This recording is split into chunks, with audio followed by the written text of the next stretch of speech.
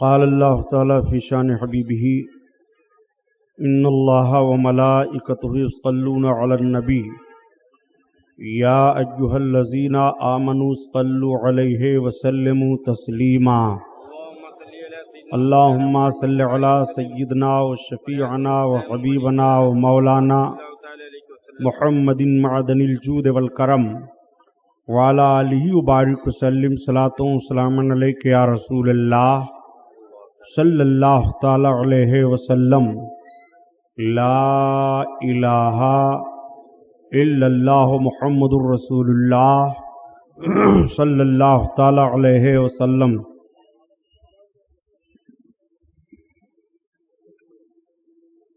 الحمد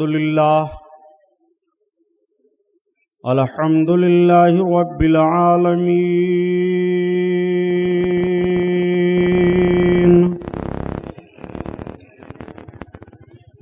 والصلاة والسلام علی سید المرسلین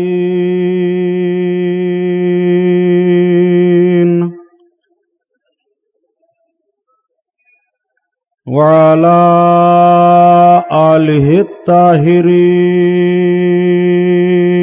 الطاہرین وابنہ الغوث العظم الجیلانی محی الدین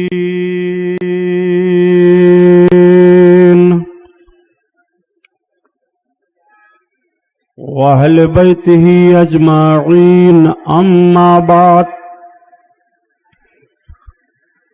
فاعوذ باللہ من الشیطان الرجیم بسم اللہ الرحمن الرحیم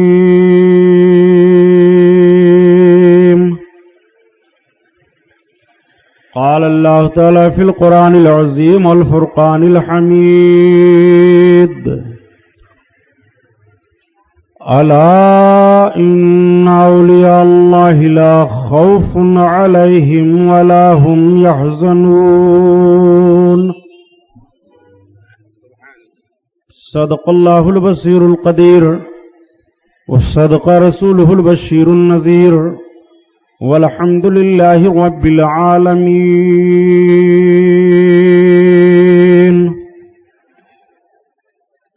لائق صد احترام علماء اہل سنت، قابل قدر سامعین حضرات، آئیے سب سے پہلے ہم اور آپ اپنے اور ساری کائنات کے مرکز عقیدت حضور رحمت للعالمین شفیع المذنبین رسول گرامی وقار محبوب پروردگار دونوں عالم کے مالک و مختار حضور محمد الرسول اللہ صلی اللہ تعالی علیہ وسلم کے دربار پرانوار میں درود شریف کا نذرانہ پیش فرمائیں۔ پڑھیے بلند آواز سے صلی اللہ علی نبی والہ صلی اللہ تعالی علیہ وسلم صلاۃ و سلام علیک یا رسول اللہ صلی اللہ تعالی علیہ وسلم۔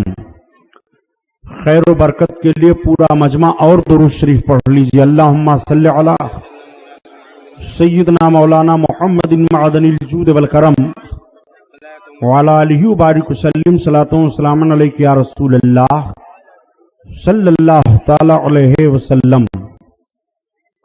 حضرات گرامی، 12 روزہ جشن کا یہ 6واں جلسہ ہے جس میں ہم اور آپ شرکت کی سعادتیں حاصل کیے ہوئے ہیں۔ رب العزت اس محفل نور کو حضرت امام علی مقام رضی اللہ تعالی عنہ کے طفیل قبول فرمائے، ہمارے اور آپ کے لیے ذریعہ نجات بنائے۔ میں نے کل کے عنوان میں یہ عرض کیا تھا کہ انشاءاللہ تعالی آج نبی کونین صلی اللہ تعالی علیہ وسلم کی مقدس سیرت پاک کا وہ گوشہ عرض کروں گا جس کا تعلق غزوہ خندق اور فتح مکہ سے ہے، اور سرکار کے کچھ معجزات اور دوسرے نظام شریعت کے قوانین و ضابطے۔ لیکن اس مجلس خیر کے روح رواں सुन्नी रजा जम्मा मस्जिद के सदर मोहतरम हमारे मुहिब ग्रामी जनाब अली सेठ अब्दुल मजीद साहब और उनके अहबाबों का यह हुक्म हुआ कि सुबहानी साहब आज आप सरकार गौसे आजम पीरे पीरा मीरे मीरा शाहे जीला बड़े पीर दस्तगीर रदी अल्लाह ताला अन्हों के ताल्लुक से बयान कर दें। इसलिए मैंने अपना उन्वान बदल दिया है। इंशाअल्लाह ताला कल जो उन्वान बाकी बच रहा है उसके ताल्लुक से मैं अर्ज करूंगा। तो आइए सबसे पहले आला हजरत अजीमुल बरकत आयतुम मिन आयातिल्लाह मौजज़तुम मिन मौजज़ाति रसूलिल्लाह इमाम अहमद रजा खान अलैहि रहमतो रिजवान की मनक़बते पाक जो सरकार गौसे आजम बड़े पीर दस्तगीर रदी अल्लाह ताला अन्हों के ताल्लुक से आपने कहा है, तो आला हजरत के मनक़बत कहने का भी ढंग यह है कि मनक़बत के अशार में वो अपने आका सरकार गौस पाक की मुक़द्दस जिंदगी का कोई न कोई गोशा पेश फरमाते हैं। या तो आपकी किसी न किसी करामत का जिक्र होता है और या तो आपके अखलाकी कदरों का और या तो मिन जानबिल्लाह जो आपको अजमतें और खूबियां हासिल हैं उनका ताल्लुक होता है।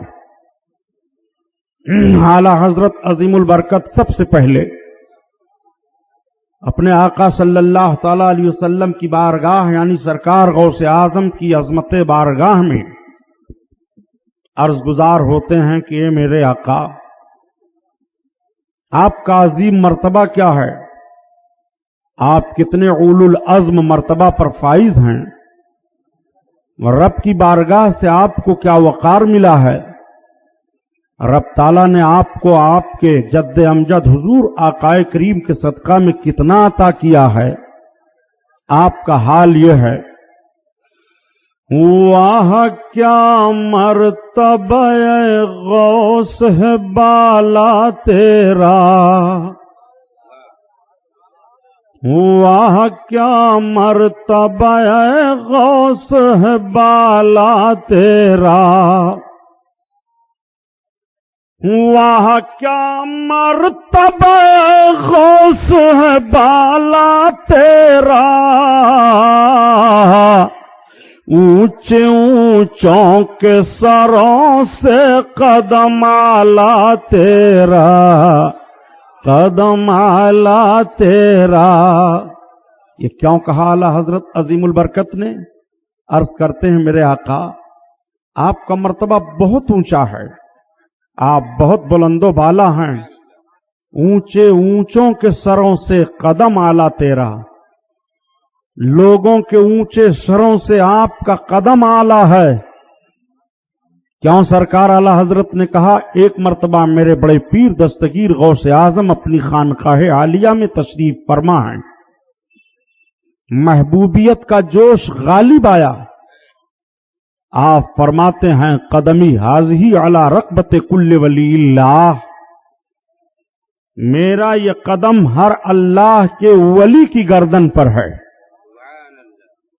तो दुनिया में जितने औलियाए किराम थे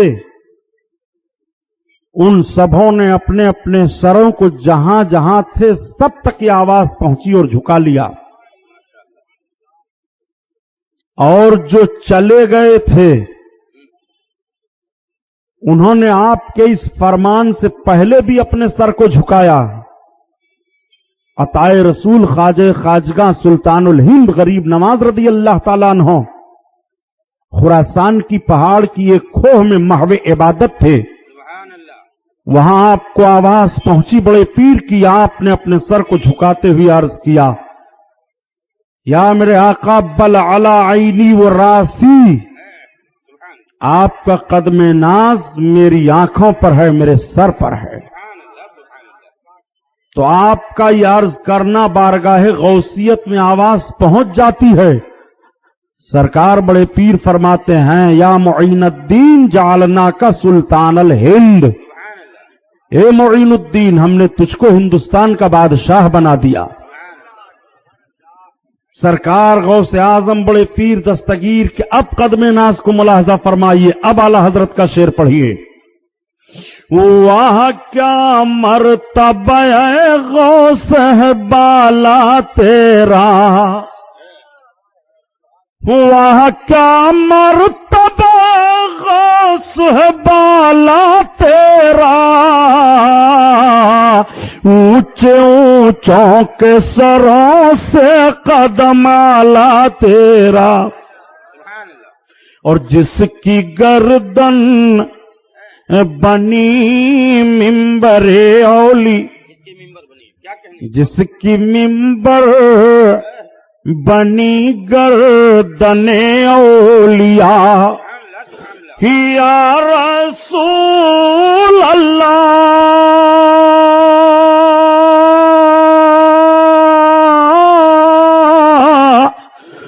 جس کی ممبر بنی گردن اولیاء،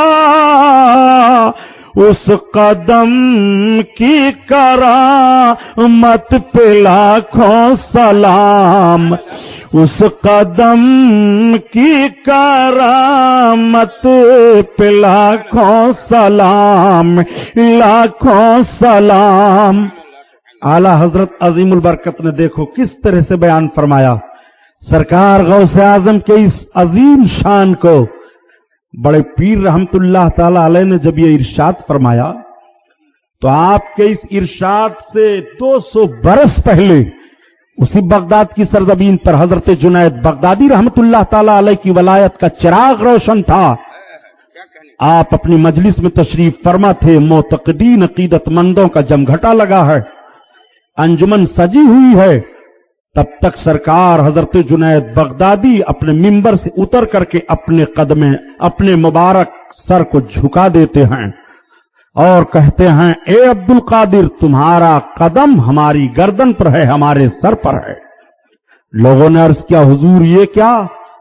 آپ فرماتے ہیں کہ میرے بعد اللہ کا ایک ولی تشریف لائے گا دنیا میں جو یہ کہے گا کہ میرا قدم ہر اللہ کے ولی کی گردن پر ہے. 200 برس کے بعد ان کا فرمان ہوگا، لیکن آج ہی میں اقرار کیے لیتا ہوں. کہاں ہیں وہ لوگ جو کہتے ہیں رسول اللہ کو کوئی خبر نہیں ہے؟ رسول اللہ کے غلام جنید بغدادی 200 برس کے بعد غوث اعظم کی ولادت بسعادت ہوگی اور اس کی خبر دیتے ہوئے اپنے سر اقدس کو تعظیماً جھکا رہے ہیں. اسی کی ترجمانی اعلی حضرت عظیم البرکت نے کیا ہے کہ جو ولی قبل ہوئے بعد ہوئے ہوں گے،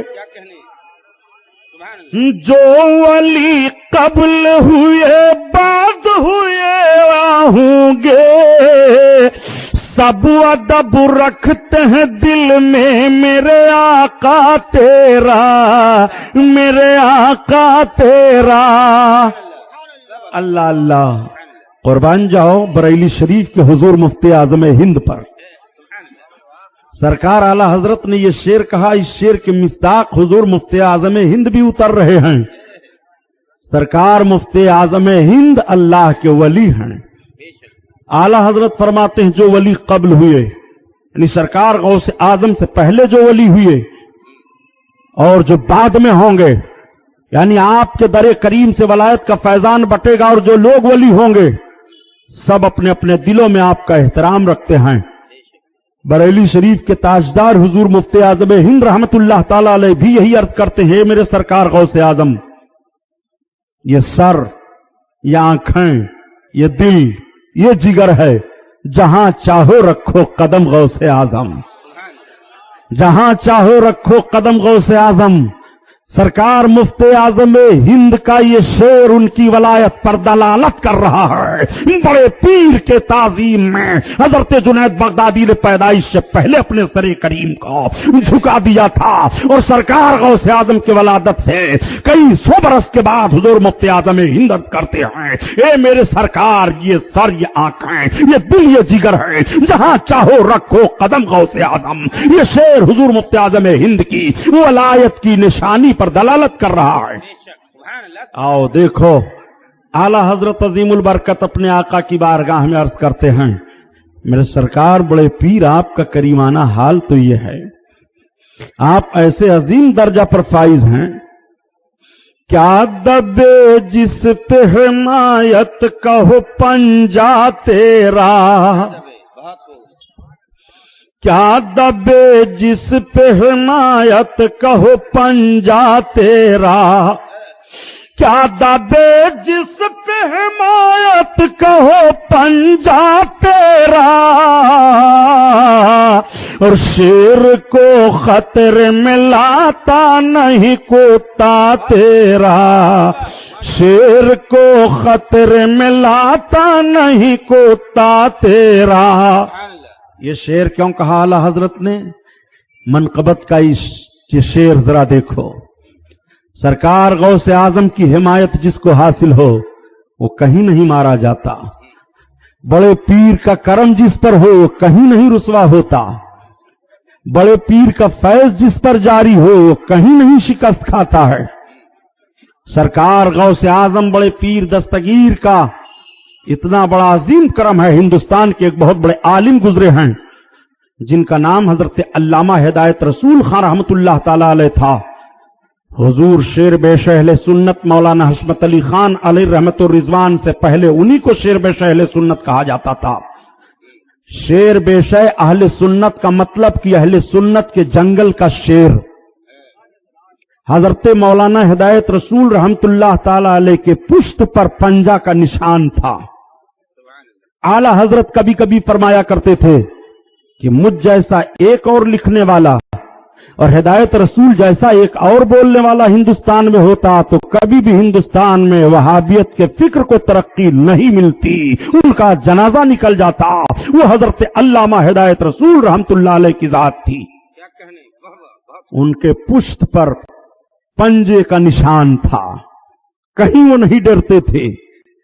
اور دوسرا معاملہ یہ ہے کہ بڑے پیر رحمت اللہ تعالی علیہ اپنی خانقاہ میں تشریف فرما تھے.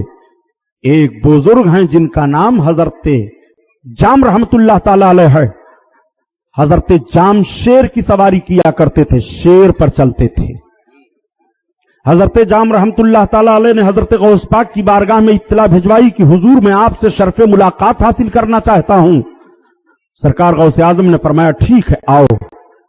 انہوں نے اطلاع میں یہ بھی کہہ دیا تھا کہ سرکار میں تو حاضر ہوں گا لیکن میں شیر پر سوار ہو کر کے آؤں گا.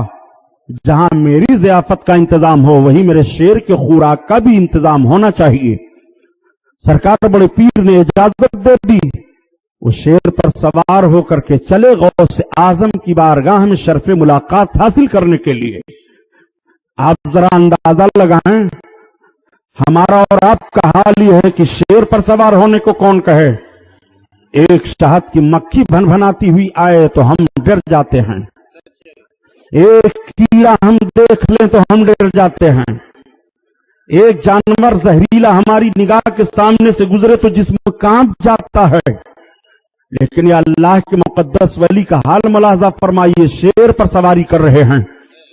سرکار غوث اعظم کی بارگاہ میں پہنچے، شیر کو ایک سائیڈ کھڑا کر دیا. سرکار کی بارگاہ میں حاضر ہو کر کے سلام و مصافحہ سے فارغ ہوئے.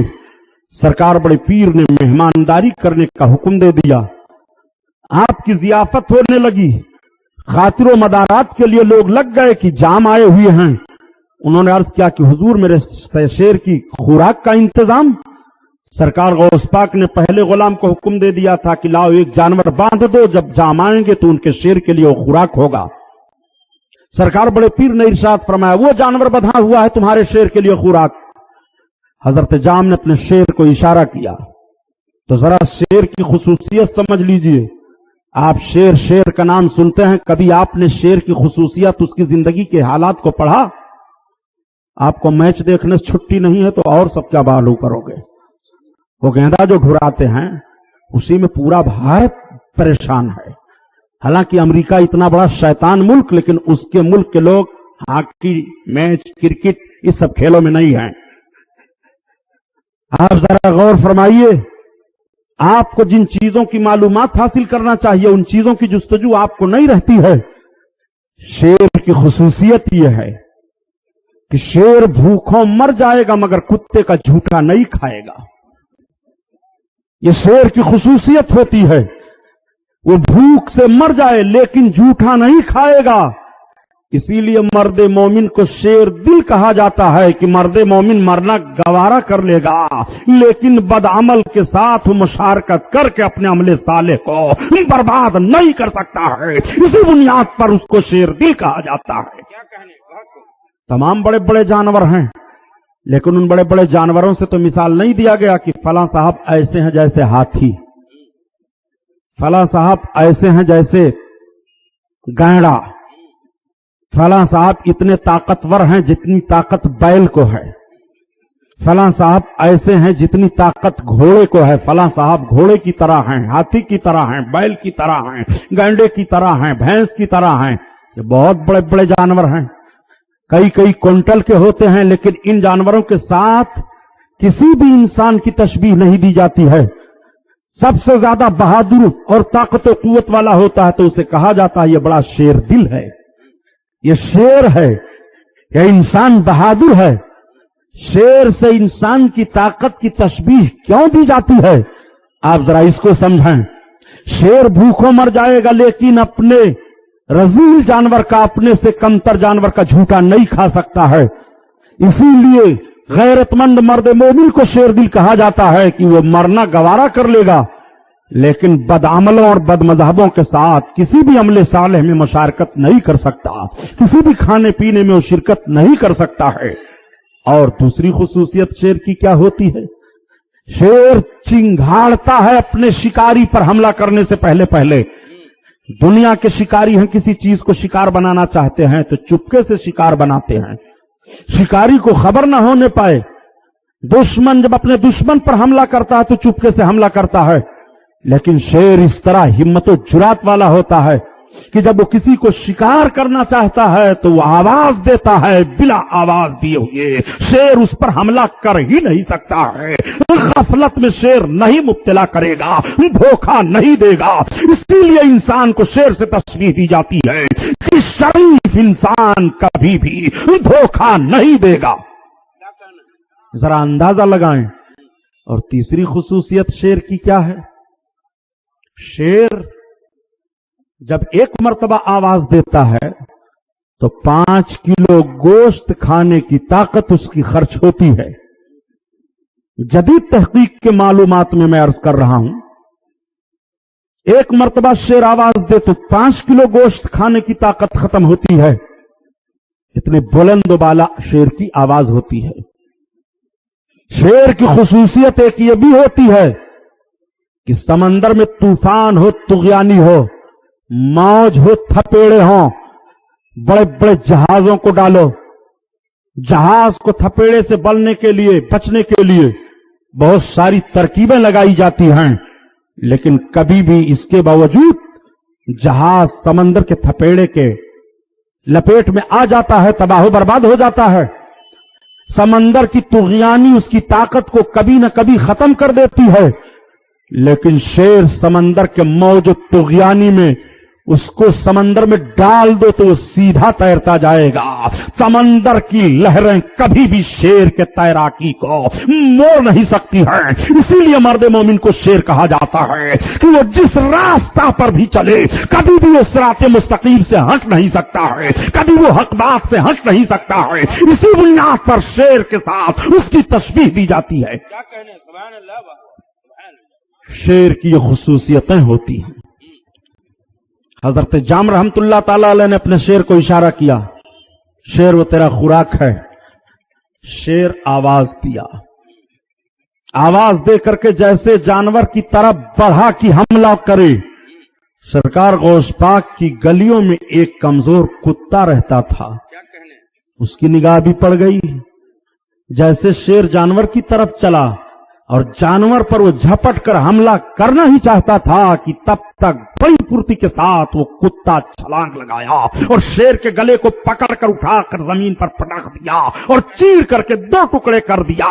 حضرت جام دیکھتے رہ گئے. سرکار غوث اعظم مسکرا رہے ہیں. حضرت جام عرض کرتے ہیں حضور یہ کیا ہے؟ سرکار غوث پاک نے فرمایا جام وہ تمہارا شیر ہے، یہ ہماری گلی کا کتا ہے.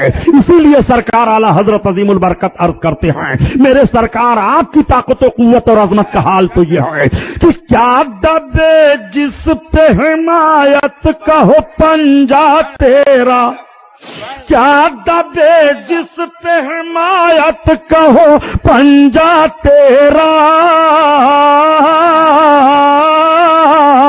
اور شیر کو خطرے میں لاتا نہیں کتا تیرا، کتا تیرا۔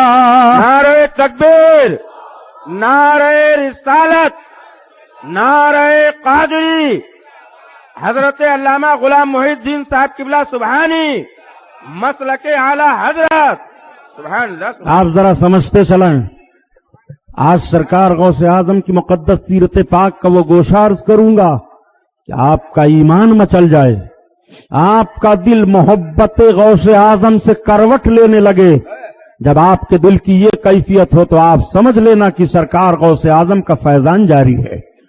وہ سرکار غوث اعظم پیر پیرا میرے میرا ہیں، اللہ اکبر۔ ذرا ملاحظہ تو فرمائیے، اعلی حضرت عظیم البرکت عقیدت کے پھول کس طرح سے نچھاور کر رہے ہیں۔ قیامت کا میدان قائم ہوگا، قیامت کے میدان میں سب سرکار کے چہرے اقدس کو دیکھیں گے اور سرکار کی بارگاہ میں عرض کریں گے، اے میرے آقا، رب کی بارگاہ میں ہماری سفارش کر دیجئے، سرکار ہماری سفارش کر دیجئے۔ آقا کریم صلی اللہ علیہ وسلم کو گنہگار قیامت کے میدان میں ایسے گھیریں گے بلا تمثیل، سمجھو کہ جیسے کوئی روپے پیسے لٹا رہا ہو اور منگتے آگے پیچھے گھیر لیں۔ کبھی داتا کے دامن کو پکڑیں گے، کبھی اس کے ہاتھ کی طرف اپنے ہاتھ کو پھیلائیں گے، کوئی داہنی طرف سے آئے گا ہمیں مل جائے، کوئی بائیں طرف سے آئے ہمیں مل جائے، اس دیالو کا راستہ چلنا دشوار کر دیں گے قیامت کے میدان میں بلا تمثیل، سمجھو سید المرسلین کا کریمانہ حال یہی ہوگا۔ گنہگار پروانے کی طرح لپٹے رہیں گے، یا رسول اللہ ہماری طرف نگاہ ہو، یا رسول اللہ ہم گناہوں میں ملوث ہیں، میرے آقا ہماری طرف کرم ہو جائے۔ یہ تو سارے اہل محشر کا حال ہوگا۔ سرکار اعلی حضرت فرماتے ہیں، لیکن رسول اللہ کی بارگاہ میں کس کو اپنا سفارشی پیش کرو گے؟ تو اعلی حضرت عرض کرتے ہیں، سرکار کی بارگاہ میں اپنا سفارشی ہم بڑے پیر کو پیش کریں گے۔ تو عرض کرتے ہیں، اے مدینہ کے تاجدار، تیری سرکار میں لاتا ہے رضا اس کو شفیع، تیری سرکار میں لاتا ہے رضا اس کو شفیع، جو میرا غوث ہے اور لاڈلا بیٹا تیرا، لاڈلا بیٹا تیرا۔ اللہ اللہ، سرکار غوث اعظم جس پر نگاہ فرما دیں اس کا بیڑا پار ہے۔ نگاہ غوثیت میں رب تعالیٰ نے وہ اثر عطا فرما دیا ہے، نگاہ ولی میں وہ تاثیر دیکھی، بدلتی ہزاروں کی تقدیر دیکھی۔ نہ پوچھ ان خرقہ پوشوں کی ارادت ہو تو دیکھ ان کو، ید بیضا لیے بیٹھے ہیں اپنی آستینوں میں۔ نگاہ مرد مومن سے بدل جاتی ہیں تقدیریں۔ یہ شعر اعلی حضرت کا نہیں ہے، یہ شعر کسی بریلی شریف کے پڑھے لکھے عالم کا نہیں ہے، یہ شعر کسی مبارک پور الجامعۃ الاشرفیہ کے عالم کا نہیں ہے۔ آپ ذرا ذہن پر زور دیں اور ان لوگوں سے پوچھیں جو کبھی کبھی کہا کرتے ہیں کہ ولیوں کے کرنے سے کچھ نہیں ہوتا جاتا ہے، ان کو کوئی طاقت و قوت نہیں ہے، وہ خود مجبور محض ہیں۔ میں ان ذہن و فکر رکھنے والے پڑھے لکھے طبقہ سے پوچھنا چاہتا ہوں، آپ ڈاکٹر اقبال کی بڑی تعریف کرتے ہیں، اتنی تعریف کرتے ہیں کہ مفکر اسلام مانتے ہیں، شاعر مشرق مانتے ہیں، ڈاکٹر اقبال کی فکر کو آج بھی اہل دانش تسلیم کر رہے ہیں، ڈاکٹر اقبال کے اشعار کو اور جو انہوں نے شعر و شاعری کی ہے آج بھی درسیات میں شامل کیا گیا ہے، نصاب میں شامل کیا گیا ہے۔ آج بھی ایم اے میں اردو جو کر رہا ہے، ڈاکٹر اقبال کی سوانح زندگی پر اس کو ریسرچ کرنے کے لیے کہا جاتا ہے، ڈاکٹر اقبال کے اشعار کی تشریح کرائی جاتی ہے۔ ڈاکٹر اقبال وہ ڈاکٹر اقبال ہیں جنہوں نے ہندوستان کی سرزمین پر اپنی فکر کو پیش کر کے مسلمانوں کو بیدار کیا تھا۔ انہی ڈاکٹر اقبال کا یہ ये शेर है कि निगाहें मर्द मोमिन से बदल जाती हैं तकदीरें। डॉक्टर इकबाल का कहना है कि मर्द मोमिन की निगाह से तकदीर बदल जाती है। जब मोमिन की निगाह से तकदीर बदल जाती है, तकदीर का मामला बदल जाता है। तकदीर में कुछ और है, मोमिन की नजर उठे तो कुछ और हो जाए। तकदीर में गरीबी है, मोमिन की नजर उठ गई अमीरी आ गई। तकदीर में बीमारी है, मोमिन की निगाह उठी सेहत मिल गई। तकदीर में ना औलाद का होना है, मोमिन की निगाह उठी औलादें हो गई। तकदीर में औकार मर्तबा नहीं है, मोमिन की निगाह उठी वकार मिल गया। तकदीर में तुम्हारे लिए भलाई नहीं है, मोमिन की निगाह उठी भलाइयां मिल रही है। निगाहें मर्द मोमिन से बदल जाती है तकदीरें। जब मर्द मोमिन की निगाह का ये आलम है तो जिसका कलमा पढ़ करके मोमिन बना जाता है, उस रसूल का इख्तियार क्या होगा, उस रसूल की निगाह का आलम क्या होगा। जब इस पार का ये आलम है, उस पार का आलम क्या होगा। जब नीचे गदा भर देते हैं सहाने जमाना की झोली, मुहताज का जब ये आलम है, मुख्तार का आलम क्या होगा। नारे तकबीर, नारे रिसालत, मजहबे इस्लाम, अल्लामा गुलाम मोहिद्दीन साहब किबला सुबहानी। सुबहान अल्लाह, सुबहान अल्लाह। आपने समझा आप डॉक्टर इकबाल को। बहुत खूब। डॉक्टर इकबाल की एक बात और बता दूं, ये बेचारे कभी कभी चिढ़ जाया करते हैं और कहते हैं सुबहानी साहब का बयान तो अच्छा होता है, लेकिन कभी कभी वो भी छलांग लगा करके बहुत कुछ बोल जाते हैं। नहीं, मैं बहुत कुछ नहीं बोल जाता हूं, आपके ज़हन व फिक्र पर मातम करने की तबीयत चाहती है। डॉक्टर इकबाल को आप समझते हैं? डॉक्टर इकबाल के शेर व शायरी की एक किताब है जिसका नाम है कुल्लियात इकबाल। उसको जहन में रखिएगा, कुल्लियात इकबाल। कुल्लियात इकबाल को उठाइए और उसके आखिरी सफहा पर एक शेर पढ़िए। कुल्लियात इकबाल के आखिरी सफहा के उस शेर को जब इकबाल के लड़के ने, जावेद इकबाल ने छापा था तो 10,000 मुखालिफ पार्टी की तरफ से उस वक्त रुपए दिए जा रहे थे कि अपने बाप की कुल्लियात से इन अशार को निकाल दो। वो कौन से अशार हैं? हैरत होती है मुझे। इकबाल ने छोड़ा नहीं है इनको, इनका नाम लेकर के डॉक्टर इकबाल ने इनका रद्द किया है। एक मर्तबा दिल्ली के जामा मस्जिद में डॉक्टर इकबाल हैं, वतन की बात चल रही थी, बहुत सारे पढ़े लिखे लोग मौजूद हैं, आलिम कहलाने वाले भी मौजूद हैं। उसमें एक आलिम कहलाने वाले दे रहे थे भाषण कि पहले वतन है, मजहब बाद में है। पहले वतन की हिफाजत है, मजहब पर जहां फरोशी का मामला बाद में आएगा। जब वतन नहीं रहेगा तो मजहब कहां से रहेगा। यह ज़हन फिक्र वो दे रहे थे। डॉक्टर इकबाल तब तक खड़े हो गए। डॉक्टर इकबाल ने कहा, मौलाना ठहर जाओ, सुरूद बरसरे मिंबर की दीन अज़हमतनास्त। मिंबर पर अलाप रहे हो कि पहले वतन है तब दीन है, वतन से दीन है, दीन से वतन है। सुरूद बरसरे मिंबर की दीन अज़हमतनास्त, चे खबरस्त ज़मकाम मोहम्मद अरबीस्त। तुमको नबी कौनैन सल्लल्लाहु अलैहि वसल्लम के मर्तबे की क्या खबर है। बमुस्तफा बरसा खेशरा की दी हमाओस्त, अगर बऊ न रसीदी तमाम बुलहबीस्त। आकाए करीम सल्लल्लाहु ताला अलैहि वसल्लम ही तक पहुंचना सब कुछ है। नजात है अगर नबी तक ना पहुंचे और सरकार की मोहब्बत का मदीना अपने दिल को ना बनाया तो अबू लहब की तरह है वो। लेकिन यही नहीं कहा था डॉक्टर इकबाल ने, ये कहा, अजम हुनूज नादानंद रुमूज़े दीवरना, अजम हुनूज नादानंद रुमूज़े दीवरना। ताज्जुब है ये गूंगा बहरा दीन के राजों को नहीं जानता है। देवबंद हुसैन अहमद ईचे बुलाजबीस्त, देवबंद के हुसैन अहमद से ये ताज्जुब खेज बातें निकल रही है। मैं देवबंदी मकतबा फिक्र से सवाल करना चाहता हूँ कि हुसैन अहमद का रद्द दिल्ली के जामा मस्जिद में सुरूद बरसरे मिंबर कह करके डॉक्टर इकबाल ने रद्द किया था, जब उसने कहा था कि वतन से दीन है, दीन से वतन नहीं है। डॉक्टर इकबाल की तरदीद क्यों नहीं जाती है।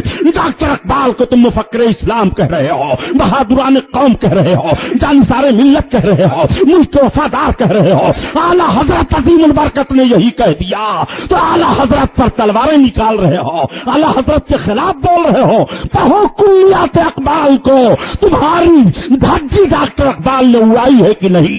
کیا کہنے، واہ واہ واہ واہ، یہی ڈاکٹر اقبال نے تمہارے عقیدے کا بھی جنازہ نکال دیا ہے. کیا کہنے، مرد مومن سے بدل جاتی ہیں تقدیریں. اچھے بات چل رہی تھی تقدیر کی پیارے، ضمناً بات آ گئی تو میں نے عرض کر دیا کہ دیکھو اپنے بزرگوں کا عقیدہ کیا تھا اولیاء کرام کے بارے میں، کیا کہنے، اور آج تمہارے عقیدے کو اولیاء کرام سے کس طرح سے ختم کیا جا رہا ہے. تو میں سرکار غوث اعظم پیر پیرا میر میرا کے تعلق سے عرض گزار ہونا چاہتا ہوں. ہجری 5ویں صدی لگنے والی ہے، سلطنت اسلامیہ کا دور دورہ ہے، خلفائے عباسیہ کے خلفاء کی حکومتیں چل رہی ہیں. 8 خلفائے عباسیہ میں سے لوگ گزرے ہیں جن کو سرکار غوث اعظم بڑے پیر کا دور ملا ہے. اسلام کا دور دورہ تھا تو اسلامی ریاستیں تھیں، اسلامی حکومتیں تھیں، اسلامی اقتدار تھا، لیکن اس کے باوجود کچھ ذہن و فکر بدلنے لگے تھے. مادیات کو سوچ کر کے روحانیت کے منکر دکھائی دے رہے تھے، حلال و حرام میں امتیاز نہیں پیدا کر پا رہے تھے. تقوی اور طاہر زندگی کو وہ صوفیوں کا ایک من گھڑت معاملہ پیش کر رہے تھے. فلسفیانہ ذہن و فکر رکھتے ہوئے اسلام کی روح سے دور ہو رہے تھے. ایسے ماحول میں ضرورت تھی کسی قائد کی، ایسے ماحول میں ضرورت تھی کسی نوجوان ایسے رہنما کی جس کی زندگی کا کیریکٹر دوسروں کے لیے مشعل راہ بن جائے، جن کی زندگی کے تقوی اور طہارت کو دیکھ کر کے دوسرے نوجوانوں کے ذہن و فکر میں اسلامی تقدس آ جائے، اسلامی خیالات کے پاکیزہ ماحول پیدا ہو جائیں. جب ہم تاریخ کے صفحات پر نگاہ ڈالتے ہیں تو ہمیں عراق صوبہ میں ایک ایسا جوان ضرور دکھائی دیتا ہے جس جوان کا کام یہ تھا کہ اسلامی جنگ ہوتی تو اسلامی جنگ میں جوان شریک ہوتا، جس جوان کا کام یہ تھا کہ اس کے ہاتھ میں اسلام کے فروغ کے لیے ہردم تلوار رہتی تھی. جب سجدے کا ٹائم ہوتا تو وہ جوان سجدہ ریز ہو جاتا. جب رات کی تاریکی آتی تو اپنے معبود حقیقی کی بارگاہ میں اپنے آنسوؤں کے قطرات کے نذرانے پیش کر کے اپنے دل کا خراج پیش کیا کرتا تھا اور اپنے رب کو منایا کرتا تھا، اور جس کی مقدس زبان سے اللہ اللہ کے نعرے نکلتے رہتے تھے.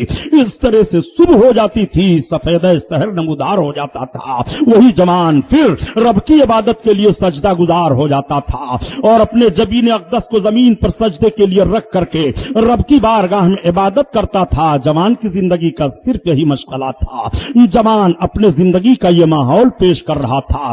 جوان کبھی کبھی کثرت سیام کا بھی پابندی کر لیتا تھا، روزہ کثرت سے رکھتا تھا. وہی جوان روزہ رکھے ہوئے ہے، روزہ رکھ کر کے دریا کے کنارے جوان کے قدم اٹھتے چلے جا رہے ہیں. افطاری کا وقت آ جاتا ہے، سورج حجرے عروسی کی عروسی کی طرف جانے والا ہے، سورج غروب ہونے والا ہے. جوان کی نگاہ سورج کی طرف پہنچتی ہے. ابھی چند منٹ اور ہیں افطاری کرنے میں، جب میں اپنے روزہ کو پورا کر لوں گا کہ سورج ڈوب جاتا ہے. جوان دریا کے کنارے بیٹھ گیا، اپنے ہاتھ میں چلو میں پانی لیا اور پانی لے کر کے دعائے افطار پڑھتے ہوئے اس پانی سے روزہ افطار کر لیا. تب تک جوان کی نگاہ کے سامنے ایک پھل بہتا ہوا آ رہا تھا. جوان نے سمجھا دریا کی سطح پر یہ پھل آیا ہوا ہے، میں دن بھر روزہ سے تھا، یہ نعمت الہی ہے. اٹھا کر کے جوان نے اس پھل کو استعمال کر لیا. جیسے وہ پھل جوان کے شکم میں پہنچا فوراً ایک ہیجانی کیفیت طاری ہوئی. دل پکارنے لگا، اے جوان، تو نے استعمال کر لیا ایسے پھل کو جس کے مالک کا کوئی پتہ نہیں ہے، جس کے حلال و حرام کے ہونے میں کوئی پتہ نہیں ہے. تو نے یہ سمجھا کہ پھل کھانا یہ جائز ہے اور کھانے والا پھل ہے، اٹھا کر کے کھا لیں. لیکن تیری فکر نے یہ کیوں نہیں پوچھا، تیرے ذہن و خیال میں یہ بات کیوں نہیں آئی کہ اس کا مالک کون ہے؟ یہ چوری کا پھل تو نہیں تھا، یہ کسی نے چھین کر کے تو نہیں پھینک دیا تھا. اس کا مالک کون ہے تم نے اجازت نہیں لی ہے. تیرے تقدس پر آرا چل رہا ہے. تو نے اپنے زندگی کا ماحول پیش کرنا چاہا تھا اور اپنے زندگی کے تقوی اور طہارت سے جو تو ترقی لینا چاہتا تھا. اے جوان، اس ترقی میں یہ چیز مانع ہو جاتی ہے، یہ چیز حائل ہو جاتی ہے. تجھے کسی کی چیز کو بغیر اجازت کے استعمال نہیں کرنا چاہیے. دل پکار رہا ہے، دل کے اندر یہ اس قسم کے سوالات آ رہے ہیں. جوان کے قدم اٹھ گئے، آنکھوں سے آنسو جاری ہیں. جوان اپنے قدم کو اٹھاتا چلا جا رہا ہے. ہائے، اس پھل کا مالک مل جائے تو میں اس سے اجازت لے لوں اور معافی مانگ لوں.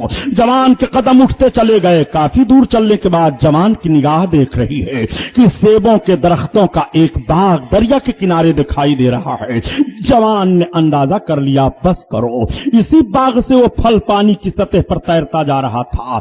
जवान बाग के अंदर घुसा, निगाह दौड़ा करके देखता है इसका मालिक कौन है। जवान की निगाह देख रही है कि बाग में चंद लोग काम कर रहे हैं, कुछ दरख्तों के फलों को तोड़ रहे हैं, कुछ दरख्तों को साफ कर रहे हैं, कुछ दरख्तों में पानी दे रहे हैं। एक काम करने वाले से जवान ने पूछा, ए मजदूर तुम मालिक हो इसके? नहीं नहीं मैं मजदूर हूँ। आपने सही कहा मैं मजदूर हूँ। मालिक कौन है? कहा हमारे मालिक से आपको क्या काम है? कहा मैं मिलना चाहता हूँ। कौन हो तुम? मैं एक मुसाफिर हूँ। मेरे मालिक से मिलना चाहते हो? हाँ वो देखो जो महल दिखाई दे रहा है और महल के पास जो छोटी सी झोपड़ी दिखाई दे रही है, मेरा मालिक उस छोटी सी झोपड़ी में बैठ करके अपने रब की इबादत करता रहता है। वही इस बाग का मालिक है, वही मेरा मालिक है। ठीक तो मैं जाऊं मुलाकात कर लूं? हाँ जा तो रहे हो मुलाकात करने के लिए, लेकिन अगर मेरा मालिक नमाज पढ़ रहा होगा तो आपको थोड़ी देर तक रुकना पड़ेगा और नमाज से वो फारिग हो गए होंगे तो आप सलाम करिएगा, मेरे मालिक जवाब देंगे, फिर आपके आने का मकसद पूछेंगे, आप जाइए।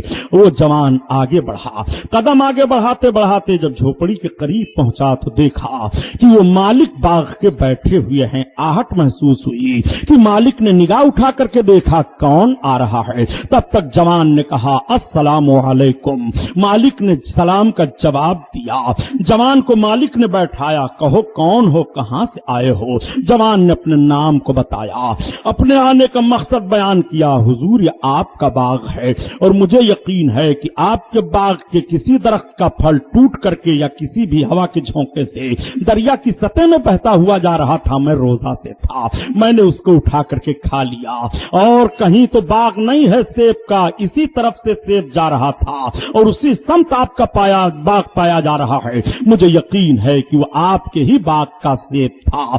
मालिक ने कहा तो कहा मुझे माफ कर दीजिए। कहा आपने बहुत बड़ा जुर्म किया है, आपने बगैर मेरी इजाजत के मेरे दरख्त के फल को खा लिया है, मैं माफ नहीं करूंगा। आंखें भीग जाती हैं जवान की, मेरे मालिक आप माफ कर दो, आप माफ कर दो, आप जो शर्त लगाओ मुझे माफी का परवाना दे दो, मैं मानने के लिए तैयार हूं। देखो निगाह मालिक की देख रही है कि आने वाला जवान यूं ही नहीं आया है, आने वाला जवान कल्ब की सफाई लेकर के आया है, आने वाला जवान दिल का पाकीज़ा माहौल लेकर आया है, आने वाला जवान इस्लामी किरदारों कानून का पैकर बन करके आया है। आने वाले जवान ने ये माफी का लफ्ज जो रखा है कि एक फल खा लेने पर मुझको माफ कर दिया जाए, ये अपनी जिंदगी का कोई और उरूज तलाश रहा है, अपनी जिंदगी का कोई और मकसद तलाश रहा है। आने वाला जवान यूं ही नहीं है, मालिक ने छेड़ दिया, नहीं जवान तुम्हें माफी का परवाना नहीं दिया जाएगा। जवान बैठ जाता है, जब तक आप माफ नहीं करेंगे ये दर नहीं छोड़ूंगा। कहा तो माफी लेना चाहते हो, एक शर्त मंजूर कर लो। कहा बताइए वो शर्त आपकी मुझे मंजूर है मगर आप माफ कर दें। कहा शर्त यह है कि हमारे बाग की देखभाल तुम्हें 12 बरस तक या 6 बरस तक या 6 महीना तक, कई रवायतें हैं, इतनी मुद्दत तक तुम्हें हमारे बाग की देखभाल करनी पड़ेगी। मालिक की बात को सुनकर के जवान ने थोड़ी देर तक सोचा और सोचने के बाद कहा आप मेरी खता माफ करने का वादा करें, मैं बाग में आपकी खिदमत करने के लिए तैयार हूं। फिर कहा जाओ मजदूरों के साथ लग जाओ। जवान उठ जाता है, मजदूरों के साथ काम में लग जाता है, लेकिन इस मजदूर का हाल अजीब है। जब नमाज का वक्त आता है तो मालिक के सामने, मालिक के साथ कभी कभी ये जवान नमाज जमात से पढ़ता है, नमाज एक वक्त की नहीं छूटती है। मालिक ने देख लिया सुबह को और शाम को और पहचान लिया कि ये नौजवान बहुत अच्छा नौजवान है, ये दिल का साफ शफाफ आईना लेकर के आया है। मालिक ने एक रोज कहा जवान कहा? हाँ। कहा किसी दरख्त का फल ले आओ। जवान ने एक दरख्त का फल तोड़ करके दिया, जैसे मालिक ने लिया तुर्श था, जमीन पर रख दिया। दूसरे दरख्त का फल पेश किया, वो भी खट्टा था, जमीन पर रख दिया। तीसरे दरख्त का फल पेश किया, जमीन पर रख दिया। आपने फरमाया अभी आपको मालूम नहीं, आप इतने दिन से रह रहे हैं कि किस दरख्त का फल मीठा है, किस दरख्त का फल कड़वा है। अर्ज करते हैं हुजूर एक फल बगैर इजाजत के खा लिया था तो उसकी सजा अब तक भुगत रहा हूं।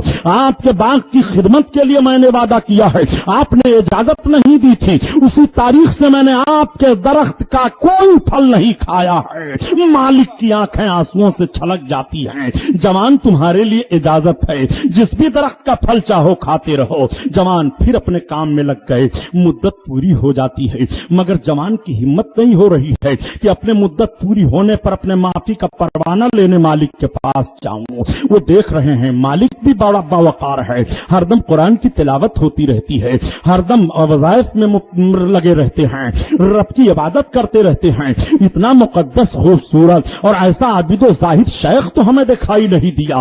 جوان بھی اس لحاظ سے کچھ نہیں کہہ سکا. ایک روز خود شیخ نے بلایا, اے جوان ادھر آؤ. ہاں میرے شیخ کیا بات ہے؟ جوان تیری مدت تو پوری ہو گئی ہے, تم مجھ سے کہہ کیوں نہیں رہے ہو کہ تمہاری غلطی معاف کی جائے؟ جوان نے عرض کیا, حضور آپ کے تقدس اور آپ کے عابدانہ زاہدہ زندگی کو دیکھ کر کے میں ہمت نہیں کر پا رہا تھا.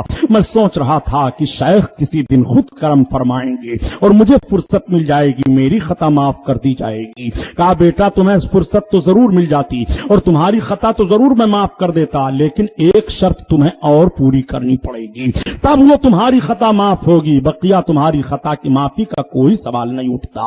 جوان تعجب میں پڑ جاتا ہے, اتنے دن تک میں آپ کے باغ کی رکھوالی کرتا رہا, آپ اب دوسری شرط رکھ رہے ہیں؟ کہا ہاں بیٹا دوسری شرط ہے, مگر اس میں مدت نہیں لگے گی. تم اقرار کرو کہ وہ شرط ماننے کے لیے تیار ہوں, وہ شرط میں تمہارے سامنے پیش کر دیتا ہوں. کہا حضور آپ میری خطا معاف کریں, وہ شرط بھی میں مانتا ہوں, بتائیے کون سی شرط ہے؟ آپ نے فرمایا بیٹا میرے پاس ایک بچی ہے, وہ دونوں آنکھوں کی اندھی ہے, وہ زبان کی گونگی ہے, وہ دونوں کانوں کی بہری ہے, وہ ہاتھ کی لولی ہے, وہ دونوں پیروں کی لنگڑی ہے. میں چاہتا ہوں کہ تمہارا رشتے نکاح میں اپنی اس بچی سے کر دوں. جوان تھوڑی دیر تک سوچتا رہا. آپ ذرا اپنے کلیجے پر ہاتھ رکھ کر کے سوچیں, آج کا جوان اگر ایسی شادی کرنے کے لیے کوئی کہہ دے کہ تمہاری دلہن ایسی لائی جا رہی ہے جو دونوں کانوں کی بہری ہے, آنکھ کی اندھی ہے, وہ انکار کر دے گا, نہیں مجھے ایسی دلہن کی ضرورت کیا ہے جس کی کفالت مجھے اس انداز سے کرنی پڑے, جس کی دیکھ بھال مجھے اس انداز سے کرنی پڑے. نہیں لیکن جوان کے تقدس کو ذرا دیکھیے, بغیر اجازت کے ایک پھل کھایا ہے جوان, اس پھل کی معافی کے لیے جوان اس شرط کو بھی منظور کر لیا. حضور مجھے یہ شرط بھی منظور ہے, میری خطا معاف کی جائے. آپ نے فرمایا بیٹا ٹھیک ہے. مجلس بلائی جاتی ہے اور مجلس میں شیخ نے اپنی بیٹی کا رشتے نکاح جوان کے ساتھ منسلک فرما دیا. اب شیخ نے ارشاد فرمایا بیٹا اب آج سے اس باغ کے مالک تم ہو, یہ محل تمہارے لیے ہے اور اس محل میں میری بیٹی کے علاوہ کوئی دوسری عورت نہیں ہے. شیخ نے ساری باتیں بتا دی, جاؤ تم اس محل میں, اب یہ مکان سب تمہارے لیے ہے, میں تو اللہ کی عبادت میں لگا ہوں. جوان آگے بڑھے اور محل پر گئے, دروازہ کھٹکھٹایا, دروازہ کھلا, آپ کی نگاہ پڑی. جوان دیکھ رہا ہے کہ ایک حسین و خوبصورت جمیلہ اور شکیلہ خاتون نے بڑھ کر کے دروازہ کھولا ہے, مجھے سلام کیا ہے. جوان کی نگاہیں جھک گئی. جوان سوچنے لگا کہ مجھے تو یہ بتایا گیا تھا کہ تمہاری بیوی دونوں آنکھوں کی اندھی ہے مگر یہ تو دیکھ رہی ہے, تمہاری بیوی دونوں کانوں کی بہری ہے مگر یہ تو سلام کا جواب دے رہی ہیں, تمہاری بیوی دونوں ہاتھوں کی لولی ہے, دروازہ کیسے کھولا؟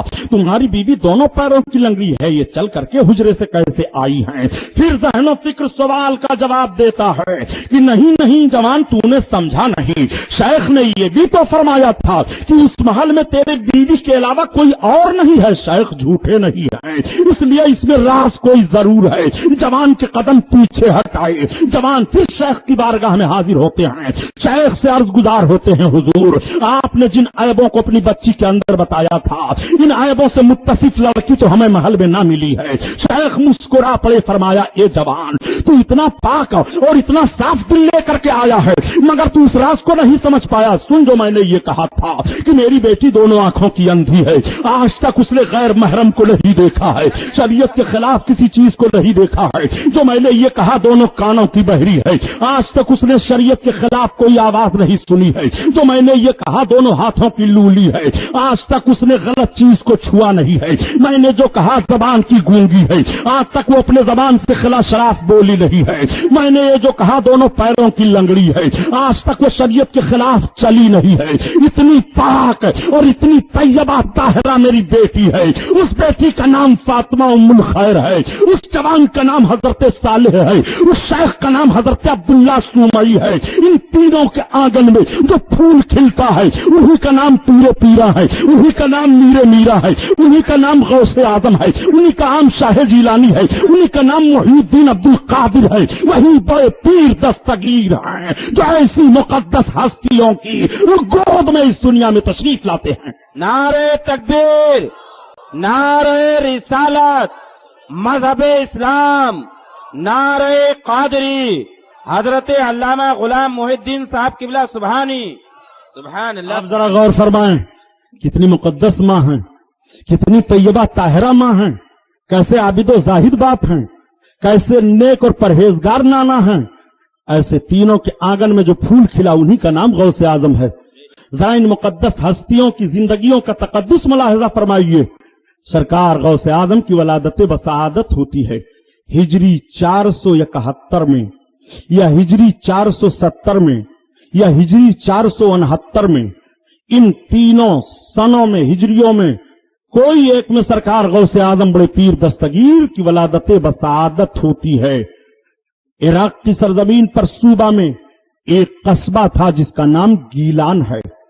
گیلان کے قریب ایک گاؤں تھا جو اشراف کا گاؤں کہلاتا تھا، اس گاؤں کا نام نیف ہے۔ وہیں پر سرکار غوث اعظم کی ولادت بسعادت ہوئی۔ بڑے پیر دستگیر جب پیدا ہوئے تو بڑے پیر بھی سویرے سویرے پیدا ہوتے ہیں۔ آپ کے نانا جان کی بھی ولادت بسعادت صبح صبح ہوئی، بڑے پیر بھی سویرے سویرے پیدا ہوئے۔ آپ کے نانا پیدا ہوئے تو خوشبو پھیل گئی، بڑے پیر کی ولادت ہوتی ہے تو قصبہ نیف مہک جاتا ہے۔ سرکار غوث اعظم کی ولادت بسعادت ہوئی تو عورتیں اکٹھا ہو گئیں۔ دیکھنے کے بعد کہتی ہیں آج تک اس گاؤں میں ہم لوگوں نے کسی عورت سے اتنا خوبصورت بچہ پیدا ہوتا ہوا نہیں دیکھا۔ یہ تو بڑے حسین و جمیل ہیں، یہ تو بڑے خوبصورت ہیں، یہ تو مسکراتے ہوئے پیدا ہوئے ہیں۔ آج بھی بچے جب پیدا ہوتے ہیں تو پیدا ہونے کے بعد فوراً رونے لگتے ہیں۔ بڑے پیر کی ولادت بسعادت ہوئی تو آپ مسکراتے ہوئے آئے ہیں، آپ روئے نہیں۔ بچہ اس لیے روتا ہے پیدا ہونے کے بعد کہ شیطان اس بچہ کو چونکا لگاتا ہے، اس کی تکلیف سے، شیطان کے چونکے کے بچہ چیخ پڑتا ہے، لیکن غوث اعظم شیطان کے اس چونکے سے محفوظ کر دیے جاتے ہیں۔ شیطان کا حربہ نہیں چل پایا، عام مسکراتے ہوئے دنیا میں آ رہے ہیں۔ سرکار غوث اعظم کی ولادت بسعادت 29 شعبان کو ہوتی ہے۔ چاند طلوع ہونے والا ہے۔ جب چاند سویرے سے یہ اعلان ہو جاتا ہے کہ چاند طلوع ہو گیا، صبح صبح رمضان شریف کی تاریخ ہے، تو آپ کی والدہ محترمہ اپنا پستان پیش کرتی ہیں پینے کے لیے۔ دودھ آپ نہیں پیتے ہیں۔ آپ جب لوگ شام کے وقت افطاری کرتے تب آپ کی ماں اپنا پستان پیش کرتی تو دودھ پینے لگتے تھے۔ یہ رمضان شریف کے مہینے کا احترام ماں کی گود میں ہے۔ حالانکہ ابھی آپ مکلف نہیں ہوئے کہ آپ پر روزہ فرض ہو، مگر احترام رمضان ذرا ملاحظہ فرمائیے۔ اسی کو اعلی حضرت عظیم البرکت کے بھائی استاد زمن علامہ حسن رحمت اللہ تعالی علیہ اس انداز سے بیان فرماتے ہیں کہ رہے پابند احکام شریعت ابتدائی سے، رہے پابند احکام شریعت ابتدائی سے، اور نہ چھوڑا شیر خواری میں بھی روزہ غوث اعظم نے، نہ چھوڑا شیر خواری میں بھی روزہ غوث اعظم نے۔ اللہ اللہ، سرکار غوث اعظم کی ولادت بسعادت ہوئی ہے، عورتیں جمع ہو رہی ہیں اور بشارت دے رہی ہیں، اے فاطمہ ام الخیر، آج تک اتنا حسین و جمیل بچہ ہم لوگوں نے اپنی نگاہ سے نہیں دیکھا۔ ہمارے قصبے میں ایسے بچے کی ولادت نہیں ہوئی ہے، مبارک ہو تمہیں اے فاطمہ۔ حضرت فاطمہ غوث اعظم کی والد محترمہ کی عمر شریف 60 برس کی ہو گئی تھی جب بڑے پیر کی ولادت ہوئی ہے۔ جب سرکار غوث اعظم پیدا ہوئے ہیں، بڑے پیر غوث اعظم माँ की गोद में हैं। औरतें अपने रोते हुए बच्चों को ले जाती हैं, जैसे रोते हुए बच्चों की निगाह गौसे आजम के चेहरे पर पड़ती है, रोना बंद कर देते हैं, बच्चे मुस्कुराने लगते हैं। गांव में रवायत बन गई थी, जब कोई बच्चा चीखने चिल्लाने लगता तो कह देते ले जाओ अब्दुल कादिर को दिखा लाओ। जैसे सरकार गौसे आजम के चेहरे पर नजर पड़ती, रोता हुआ हंसने लगता था। आज ये अपने माँ की गोद में रह करके रोतों को हंसा रहे हैं, कल हिदायत दे करके रोतों को हंसाएंगे, कल दुखियों का दुख दूर फरमा करके रोतों को हंसाएंगे। सरकार गौसे आजम को देख करके मुस्कुरा पड़ते हैं बच्चे, माएं अपने अपने बच्चों को लाती हैं, गौसे आजम की निगाह पड़ जाए, अब्दुल कादिर की नजर पड़ जाए। आपके वालिद गिरामी सवेरे सवेरे आते हैं, बहुत खुश हैं आपके वालिद गिरामी। लोगों ने पूछा साले खुशी का मामला क्या है? कहा आज मैं इसलिए खुश हूं कि मैंने एक ख्वाब देखा, उस ख्वाब में मेरे लिए सारी बशारतें हैं। ये मैंने देखा, एक खुशी तो मुझे ये है कि मेरे घर मेरा बच्चा पैदा हुआ है, और दूसरी खुशी मुझे ये हुई कि मैंने रात में अल्लाह के हबीब की जियारत की है, मैंने अपने आका को ख्वाब में देखा है। और हदीस शरीफ में है कि जिसने रसूलुल्लाह को ख्वाब में देखा उसने सही देखा। आका फरमाते हैं मन रानी फिल मनाम फकत रानी फइन्ना शैताना ला यतमस्सलु फी सूरती। जिसने मुझको ख्वाब में देखा उसने मुझी को देखा। शैतान मेरी सूरत में मुतमस्सिल नहीं हो सकता, शैतान मेरी तरह नहीं हो सकता। जरा इस जुमले पर गौर फरमाइए, नबी कौनैन सल्लल्लाहु तआला अलैहि वसल्लम के शैतान को कितना पावर हासिल है। शैतान गिद्ध बनना चाहे तो बन जाए, शेर बनना चाहे तो बन जाए, चीता बनना चाहे तो बन जाए, कोई जानवर बनना चाहे तो बन जाए, सांप बनना चाहे तो बन जाए, शोला बनना चाहे तो बन जाए, दरख्त बनना चाहे तो बन जाए, हवा बनना चाहे तो बन जाए, पानी बनना चाहे तो बन जाए, वो उड़ना चाहे तो उड़ जाए, वो एक जगह से दूसरी जगह जाना चाहे तो चला जाए। शैतान को इतनी ताकत मिली हुई है, लेकिन मेरे आका फरमाते हैं फइन्न शैतान ला यतमस्सलु फी सूरती। शैतान मेरी सूरत में मुतमस्सिल नहीं हो सकता, शैतान मेरी तरह नहीं हो सकता। इब्लीस को इतना पावर मिला हुआ है, वो रसूल की तरह नहीं हो पा रहा है। और ये कैसे रसूल की तरह हो रहे हैं, ये कैसे अपने आप को नबी की तरह साबित कर रहे हैं। ये इब्लीस के भी बाप बने दिखाई दे रहे हैं। इब्लीस तो नबी की तरह न बन सका, मगर ये दो काग का इब्लीस है, नबी की तरह बनने की कैसे दावा कर रहा है और नबी की तरह कैसे हो रहा है। नबी फरमाते हैं फइन्न शैताना ला यतमस्सलु फी सूरती। शैतान मेरी तरह नहीं हो सकता है, मेरी सूरत में मुतमस्सिल नहीं हो सकता है। वो रसूलुल्लाह का मुकद्दस चेहरा है, वो मेरे सरकार का मुकद्दस सरापा है। इसीलिए तो आला हजरत अजीमुल बरकत फरमाते हैं कि वस्फ़े रुख उनका किया करते हैं और शरहवा शाम सुबह करते हैं। अल्लाह अल्लाह, ये नबी कौनैन सल्लल्लाहु अलैहि वसल्लम का हुस्न है, ये मेरे सरकार का रुख अनवर है। आपके वालिद गिरामी फरमाते हैं कि मुझे दो खुशियां ये हासिल हुई और तीसरी खुशी ये मुझे हासिल हुई कि ख्वाब ही में मेरे आका ने फरमाया साले, मैंने अर्ज किया हाँ या रसूल अल्लाह। आका फरमाते हैं तेरे घर जो बच्चा पैदा हुआ है वो मेरा रूहानी बेटा है, वो मेरा रूहानी लाडला है। इसी तरफ आला हजरत इरशाद फरमाते हैं जो मेरा गौस है और लाडला बेटा तेरा। हजरत सालेह को बड़ी खुशी हुई, इन तीनों चीजों से बड़े आप खुश हैं। हजरत सालेह ने अपने शहजादे का नाम अब्दुल कादिर रखा। अब आप अब्दुल कादिर के नाम से मशहूर हो जाते हैं। हजरत गौसे आजम को लोग देखने के लिए चले आते हैं। अब्दुल कादिर आपको चला कहा जा रहा है। हजरत गौसे आजम दूसरा साल जब लगा, रमजान शरीफ के महीने के चांद के ताल्लुक से इख्तिलाफ हो गया, सबूत नहीं मिल पा रहा था कि चांद हुआ कि नहीं हुआ। तो किसी ने कहा जरा पता लगाओ अशराफ खानदान में जो बच्चा अब्दुल कादिर है उसने दूध पिया है कि नहीं। चूंकि ये बात मशहूर हो गई थी कि वेलदा वलदुन फिल अशराफ ला यरदो फी शहर रमजाना, अशराफ खानदान में एक बच्चे की वलादत हुई है, वो रमजान के महीने में दूध नहीं पीता है। लोगों ने जब पता लगाया तो पता चला कि आज सुबह से अब्दुल कादिर ने दूध नहीं पिया है। आपकी मां ने फरमाया कि मेरे बेटे ने आज सुबह से दूध नहीं पिया है। लोगों ने कहा जरूर चांद हुआ है। अब तहकीक जारी हुई तो शरई शहादत मिल गई कि हाँ चांद तुलू हो गया है। अब आप जरा मुलाहजा फरमाएं, जमीन पर रह करके लोग चांद को नहीं देख पा रहे हैं, लेकिन सरकार गौसे आजम अपनी मां की गोद में है, चांद को मुलाहजा फरमा रहे हैं। लोग देखें ना देखें, निगाहे गौसियत देख रही है।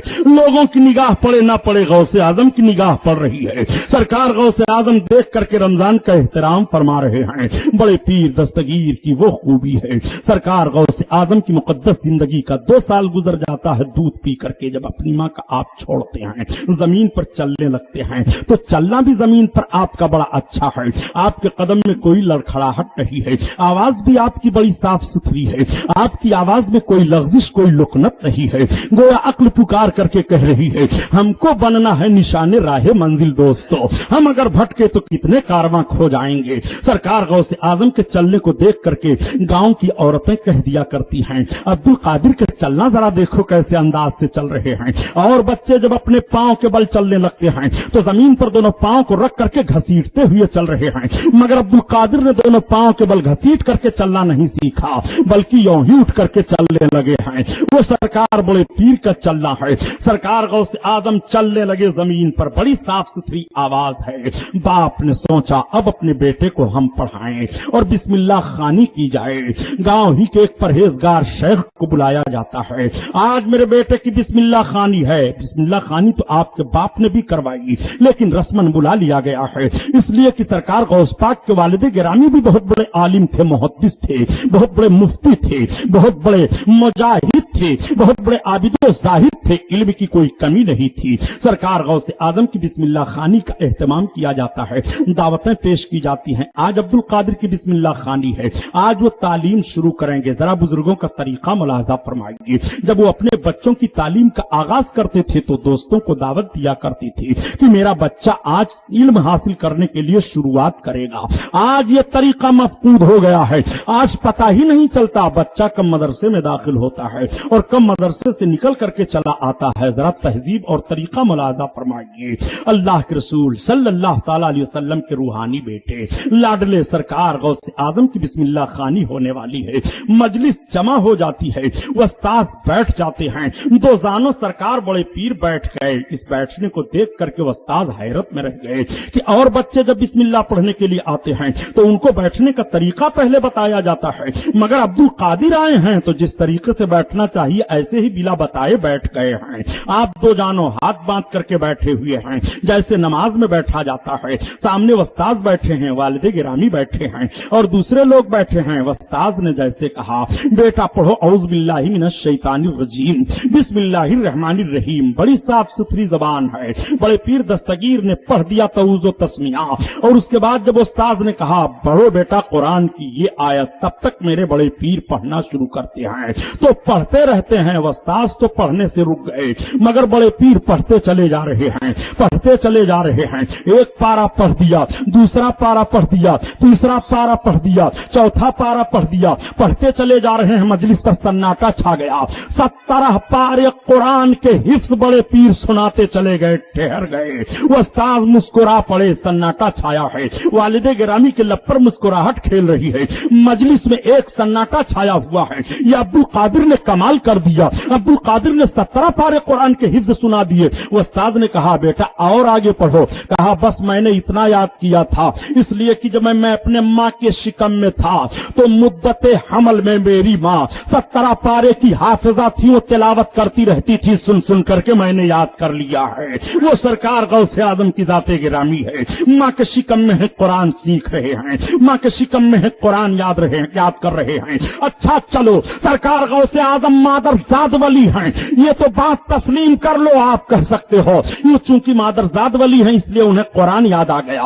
वो मादरजाद वली हैं इसलिए उन्होंने कुरान सीख लिया। प्यारे कुरान का असर बच्चे पर मुरत्तब होता है। सरकार गौसे आजम की माँ कुरान तिलावत कर रही हैं तो गौसे आजम सुन करके याद कर ले रहे हैं, यह असर हो रहा है। आज की माँ कुरान तिलावत करे, पेट में अगर उनके शिकम में बच्चा है तो बच्चा कुरान की आयत नहीं सीख पाएगा मगर कुरान का फैज जरूर उसे मिलेगा, कुरान का असर जरूर उसे मिलेगा। इसलिए गौसे आजम तो न बनेगा लेकिन गौसे आजम का गुलाम जरूर बन जाएगा। माओ को चाहिए कि जब उनके शिकम में बच्चा हो, जब वो उम्मीद से हो तो कुरान की तिलावत करती रहें। माँ जब कुरान की तिलावत करेगी तो बच्चे पर असर पड़ेगा। मैंने कुरान के फजाइल में बयान किया था कि नबी ने फरमाया कुरान जहां पढ़ा जाता है वो घर घर वालों पर कुशादा हो जाता है। माँ कुरान पढ़ रही है, माँ के शिकम में